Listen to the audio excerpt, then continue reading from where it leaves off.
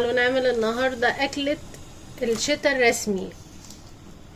أكيد كلكم عرفتوها، العدس الأصفر المصري. عندكم في بلدكم بتسموه ايه؟ زي ما انتوا شايفين أنا هعمله رز وعدس سايح.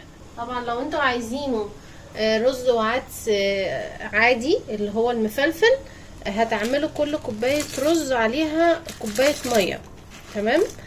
زي ما بتطبخوا الرز العادي خالص. اما انا عايزاه سايح زي الشوربه كده، هتشوفوه معايا.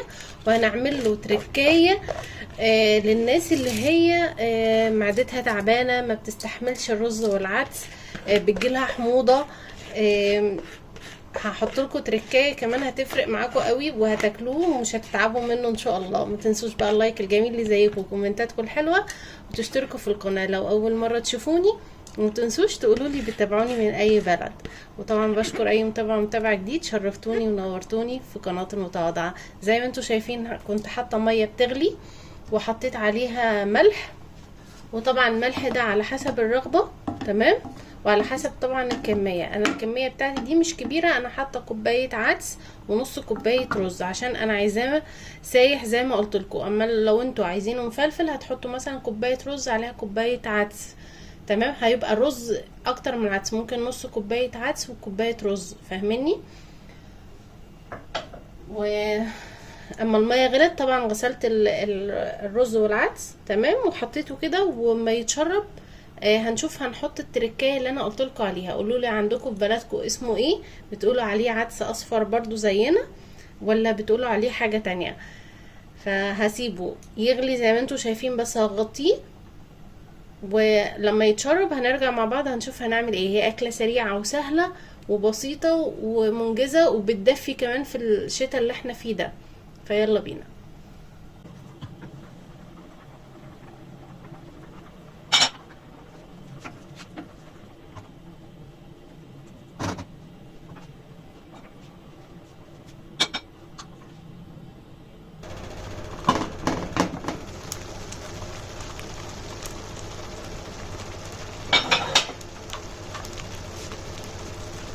زي ما انتوا شايفين كده، هو ما شاء الله اتشرب. هو بيبقى اصلا سايح كده، بصوا. هو المفروض كنت ازود له ميه كمان، بس انا هزود له المكون اللي انا قلت لكم، اللي هو هيظبط الدنيا. الناس اللي تعبانه في معدتها، اللبن. الناس هتستغرب دلوقتي ازاي لبن مع العدس مع الرز والعدس؟ لا ما تستغربوش يا جماعه.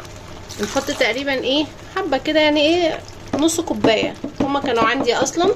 طبعا لو كميه اكبر بتحطوا كوبايه، تمام؟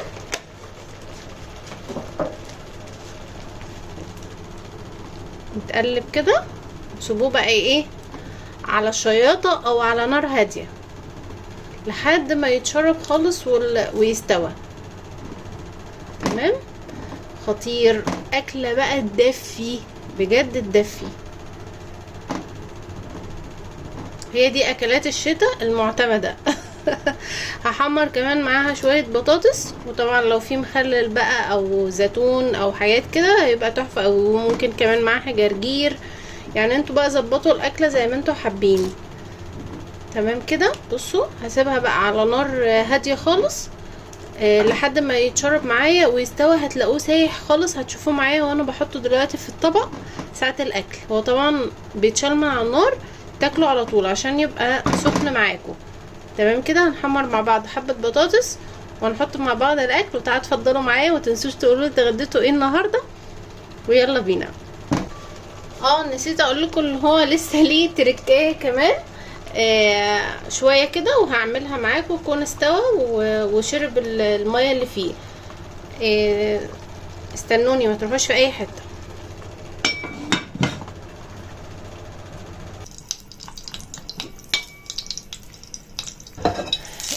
دي التركايه اللي هتخلي العدس بتاعكم مميز. سمنه بلدي، ممكن زيت لو انتوا حابين، بس طبعا السمنه البلدي هتفرق جدا. نقول بسم الله.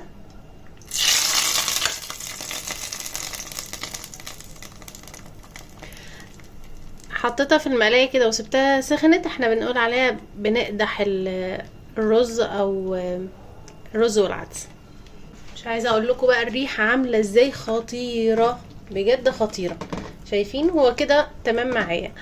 هحمر بس بطاطس، يعني انا سايباها على الشياطه او على نار هاديه زي ما قلت لكم، وهحمر طبق بطاطس ويبقى جاهز معانا، وبألف هنا على ليه نصيب ياكل منه. وتعالوا اتفضلوا معانا وقولوا لي اتغديتوا ايه النهارده. متنسوش اللايك الجميل اللي زيكم، وقولوا لي رايكم في فيديو ايه النهارده وفي الاكله دي بالذات، بتحبوها ولا لا، وبتحبوها كده ولا بتحبوها رز مفلفل ولا بتحبوها شوربه. طبعا هي لها اكلات كتيره وطرق كتيره جدا، وكل بلد وزي ما بنقول كل شيخ وليه طريقه. هغطيها واسيبها بقى على نار هاديه زي ما انا سايباها، واحمر البطاطس وهنرجع نحط مع بعض الاكل، ويلا بينا.